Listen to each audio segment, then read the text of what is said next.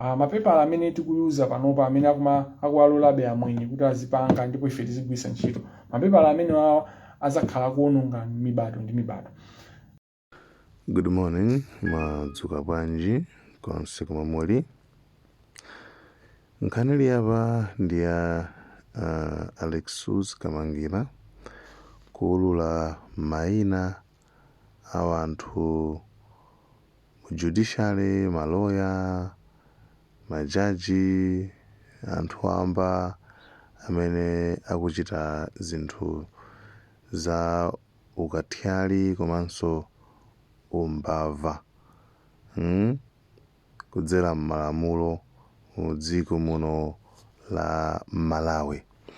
Anyway, video iyi munthu uyu amalongosola chimodzimodzi komanso amayesetsa kuyika chilichonse mndondomeko kuti dzina lichilika mabwera akamalitchula dzinalo aliyense azikhala kuti watolapo point. Ndiyeno chachitika apa nchonena kuti chifukwa video iyi ndayitali kwambiri 1 hour and 15 minutes. Ine ndangopanga mwasamale, ndifuna ndingopanga samale pa zimene wayankhula. In short, makamakaso ndi mayina amene wapereka komanso ndi magawo. Then kwa amene akufuna kuzaoneranso video adzaoneranso video tisiyaso. Koma kwa amene akufuna mwa shortcut malinga ndi economy yathu panopa madata kuti munthu uonere mpaka na 1 hour and 15 minutes ndikuti tuzivuta. Komabe tingochita mwa mango mmene ananenera komanso kwina kuti siyakoso kuti mumveso kumba ina imene mayankhulira. Ndeno in short kwambiri kwake anayambira ndi za ku Supreme Court. Ku Supreme Court of Appeal, court lalikulu limene kuko ndithu anatchulako mayina okwana atatu kuti anthu amene wawa ndithu amachita katangale. Wani anatchula Justice Chikopa, komanso Justice Madise, komanso Justice Kapanda. Komano chinyengo chimene chichi ndithu chimadutsira mwa Chief Justice Mnzikamanda popeza sakuchitapo kanthu pa zomwe anthu akudandaula kuofesi kwawo. Iweyo ngati uli jaji ndeno anthu akudandaulire kuti chakuti iweyo nkukhala chete osapanga nawo osasolve mavuto aja anthu amati ndikuti nawonso akuchita zomwezo. 2 anazabwera kuma malawyers achinyengo Malawi. Ndiyeno anayamba kutchula kuti yayi pali Edgar Kachere ndithu amachita kunyada kuti nditha kupereka katangale kwa jaji wina aliyense. Right? Ameneyo komanso akuti pali Wapona Kita ndithu mkatolika nzawo ndithu ameneyo akuyenera kuti afufuzidwe. Komanso ndi Frank Mbeta akuti nayenso ndi crooked lawyer kwambiri ndithu mpaka na ACB inauzidwapo nthawi inanenapo nthawi inaka kuti ife tinauzidwa kuti ameneyo tisampange tisamfufuze. Case akutinso ndi kuli maloya aboma amene nawonso ndi achinyengo kwambiri. Nde anazamba kutchula kuti pene pacha pali Dr. Steven Kayuni ati very corrupt. Nde anazapereka comment pa nkhani ya Steven Kayuni kuti mwakumbuka nkhani ya Martha Chizuma anali ndithu munthu wankulu amene amayesetsa kulimbana kumenya nkhondo ndi akathyali amenewa ochita katangale amenewawa. Koma Martha Chizuma ndithu anali pango lini ndithu kumacha kuti Amalawi tinamusiya, tinamutaya, sitinamuthandiza. Kenako anaziyankhulanso kuti Masauko Chamkakala amene maujeni ma cases amakhala akupangidwa withdrawn kungu athetsa choncho yo akuti he's a brilliant administrator koma osati TBB. He has no experience in litigation. Anyway, amene to 7 4 anzakambaza ku high court. Ku high court kumene kuti ma judges kuli Justice Mnzikamanda uyu ndi atsindika kuti uyu ndi corrupt wachinyengo kwambiri akuti mene kucha kuti Kenyatta Nyirenda komanso maclerk akukoti ambiri nawonso ali all corrupt. Ndi akuti palinso ma civilians aliponso ndithu ma civilians yabuti anthu andalama kwambiri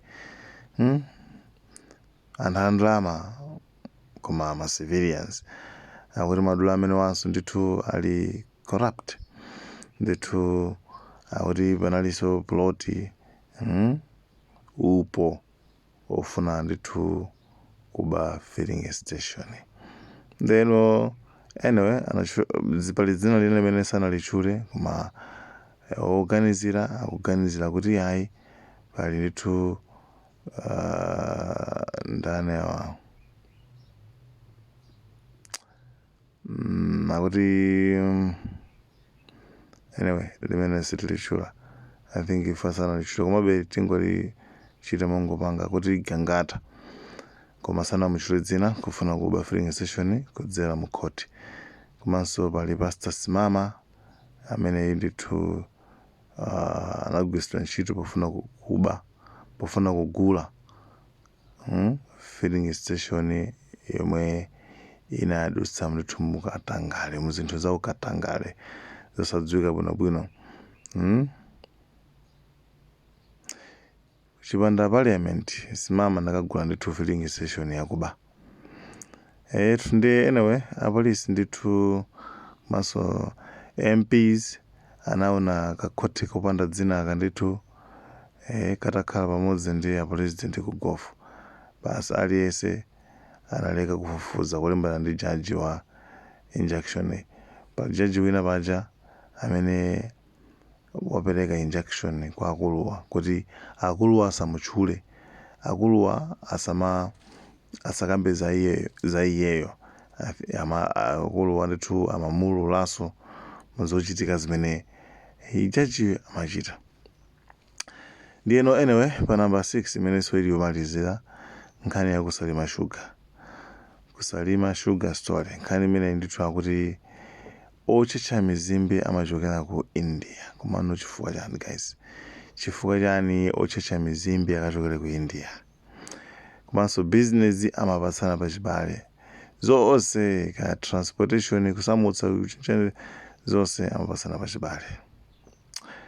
Business ndithu imapanga ndithu money laundering kuzembetsa ndalama ntchito zembetsa ndalama mpaka panachitika ndithu panaperekedwa ma warrant kuti awawa amangidwe komano direct of prosecution mpaka na pano palibe manachitapo. Ndipo ochimwa anasumiranso kampani sakhala kuno onse ndaku India. Ndi zimene zimachitika mdziko lathu muno. Basi koti linapereka ndithu chiletso kuti ma account kapena kampani imene isapangidwe freeze kuti nangasi munthu wakhala kuti ukuzengedwa mlandu umene kuti zinthu zina zipangidwe freeze ma account nchani milandu ikulu kuti akakumalizitsa kufufuza bwinobwino mujakenako akutsegulira. Anyway uchi ndi chidule cha nkhani imene iyeyo amalongosola koma kwa amene mukufuna kuti mwina mumveso kuchokera kwa iyeyo ndoti ifeyo tisiya video yokuti nayonso iplay inonso muonere koma kagawo kochepa. Thank you so much guys. Malawi and cameras, like, usawala kupanga like. Amene simunapanga subscribe, share, comment in the comment section. Of the law, and that's why they are called immediate, or usually they are called senior counsel, or justice of appeal senior counsel. It's an issue to do with it is received.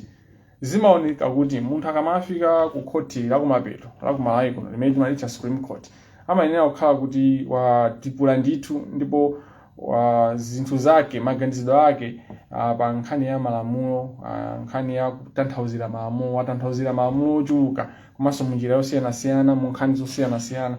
Koma izi sizili chonchi kuti mukaona majaji amene ali ku Supreme Court pakadali pano ndi majaji amene ali ku High Court, mupeza kuti majaji ena amene ali ku High Court atipula kwambiri mukaona kaliya yawo kuyerekeza ndi amene ali ku mtundako.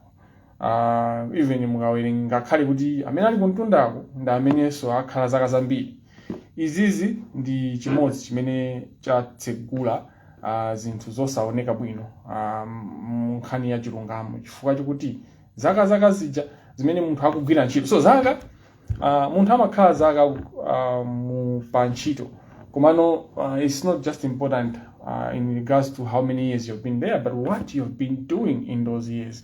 So in the judiciary, it seems like there are some people, a number of people that are there and have been there for many years, but when you compare with what they have done, you're like, okay, are you sure 20 years? You've been a judge 20 years? You know, we need to audit these people. And this is the first point, I think, takeaway, is that we need to audit every judge. We need to audit the judiciary in terms of performance. We need to audit them. It's not just about the future. So golo kuno tiziona kuti anthu akugwira bwanji ntchito paja. Amene alipowa tiaunike kuti zaka zimene agwira ntchito. Even amene alipo mbuyo tikhoza kuwapanga assess kuti anapanga contribute bwanji ku judiciary kwathu pamene tikumapasa ulemu komanso amene tikumawerengera kuti amenewa ndi ana matetule pa nkhani ya zamalamulo, akhala ku mtundako ndithu akukupereka ziganizo zawo kuti malamulo awawa akatere akayankhula chonchi ndi kuti zikutanthauza chonchi, awawa ndi olakwa, awawa sanalakwa, kapena apapa zinthu zikuyenera ziyende chonchi, apa zikuyenera ziyende chonchi, ndipo inu simumayenera kuti tikuyenera tiaunike anthu amenewa. Ndiye chimene ndimanena komanso mwina nkhani yathu yeniyeni ndiyonena kunena kuti tikuyenera tiziwe kuti corruption is in different faces. Corruption comes in different angles. Pamakhala corruption yomwe tonse timayiona ndipo tonse timayikamba, yolandira ndalama kuti udya kena kake, kaya ulandira ndalama kapena benefit, kaya akupasa galimoto, you know, kaya akupasa nyumba imene, kaya ulandira kakashi, kaya ulandira 2000 imene, kuti mwina ukamaweruza ngati iwo loweruza uweruze mokomera amene akupasa 2 aja. Ndiye izi zimene nthawi zambiri timazikamba. Komanso pali corruption ina imene nthawi zambiri sitimayikamba, imene ili yo nena kuti oweruza milandu amaweruza kutengera kuti amene akuyankha milandu kapena ali mu nkhaniyo ndi ndani, depending on the parties. So if the judge is friends with one of the parties, or they pray together, they're in the same church, or they live in the same neighborhood, or they come from the same village, or they are of the same tribe, or there's something that brings them together. A judge, a judicial officer, leaving all the facts and the law and then deciding in favor of that individual, or based on other factors other than the law and facts. Imene also ndi corruption. Imene is also ndi ziphuphu. Imene also ndi katangale amene yo. Komanso chachitatu, pali katangale wina amene akuchitika ku judiciary amene tikuyenera kumkamba. Ndi katangale omalandira ndalama, omalandira masale, omalandira mabenefit, koma usakutani kodi usakugwira ntchito. Ndi uso ndi katangale opsa kwambiri, fa amakhala osafufuzidwa kwambiri katangale amene kapena satengedwa ngati ndi katangale, koma ndi katangale kwambiri ndipo akuwononganso zinthu zambiri. Ndiye tikaona zonsezi tikazipunguza tionene kunena kuti kodi tikukamba chani. Apa nkhani yayikulu imene katangale amene ali active kwambiri ndipo amene makatangale awiri onse aja sitingathane nawo kutengera ndi kutengera kumuzi wa munthuyo kuti amanena kuti khoso akakhala pachani pa plasma sapheka eti uzuzu ukatera pamalo ena athupi zimavuta kupha kwake. Ndiye pali katangale wina amene manena wa laziness osagwira ntchito koma amalandira ndalama. Katangale nse sitingathane naye ngati tikulephera kulimbana ndi woyambayi olandira ndalama, chifukwa pamene pamakhala more incentive, there's more incentive, and there's more push for people to really act and be motivated. There's more motivation, there's an incentive to this. Now kodi tikamakamba zacho, so zaka zambirimbiri anthu mwakhala mukamba za katangale wa ku judiciary itakhala tikukamba even ngakhale neno Chief Justice athu amene tinawo pano ndi anachita kulemba tu article P pamene kukamba za katangale wa ku judiciary, ndipo anamulemba nkhani anayilemba ndipo anapanga pana publishing.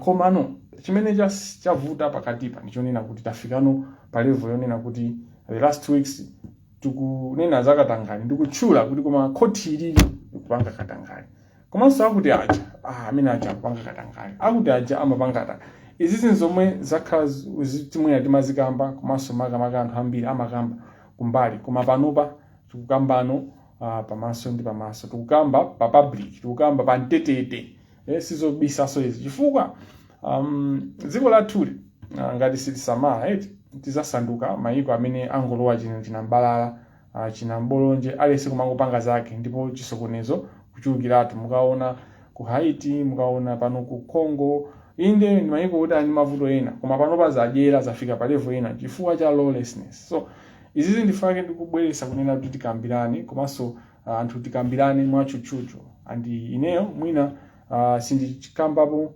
mo zambaisa kapena mwachindunji pa commercial court yomwe ndimafuna ndithu nditayitambasula chifukwa kuti ndili chane kodi ndili pa chiletso ndine munthu osatira malamulo ndikuyenda kusatira malamulo, koma zinthuzo ndizikamba zina chifukwa kuti zili pawera, koma sinditchula dzina la munthu, komanso sinditchula dzina limene ndalisedwa kuti ndisalitchule.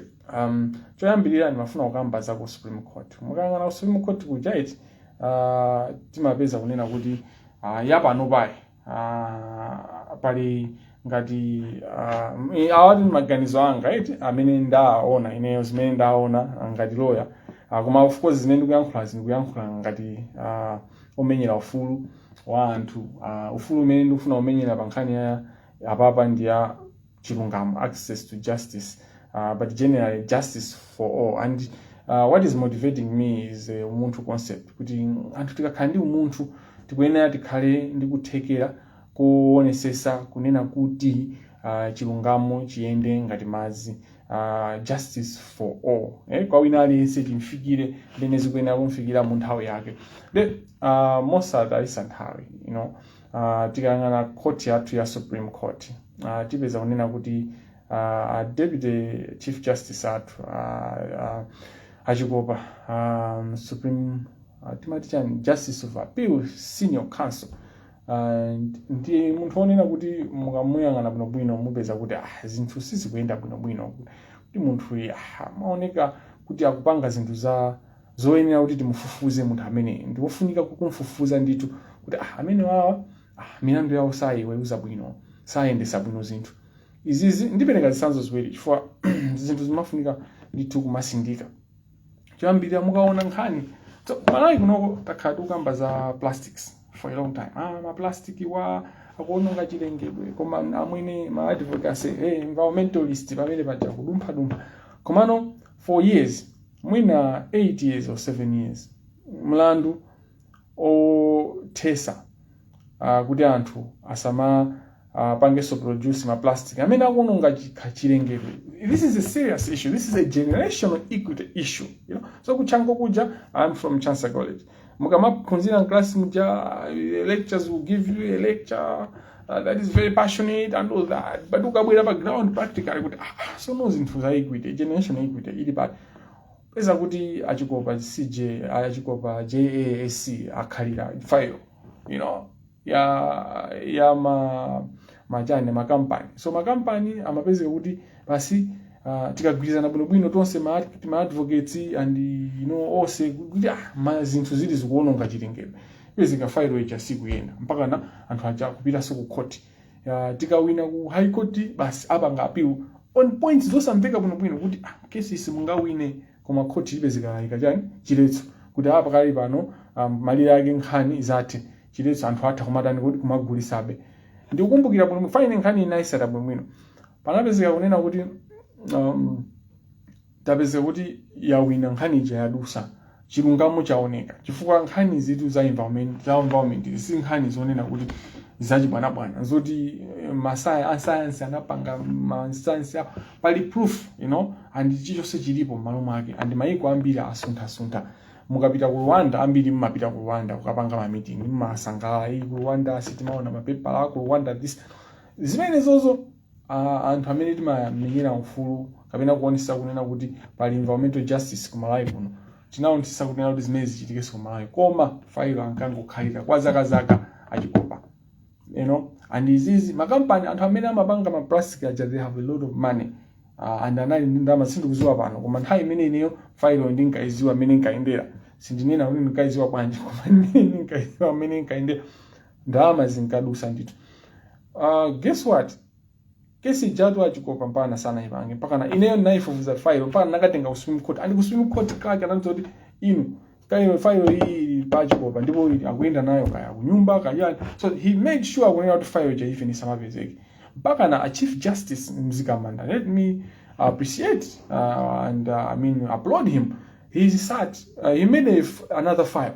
Apparently he made another file and ended up creating a file and anapeleka ruling kanija tawina ife kusangala kuvina kutani kunali kusangala anzathu ena amaiko ena kutisangalira ma environments maka fine timapanga focus pano pakati pa timapanga focus kwambiri zothana ndi chilango chonyonga munthu abolition of the death penalty so panali ena amene anali pasogolo kwambiri analandira ma praise chancha zonse maamulo asintha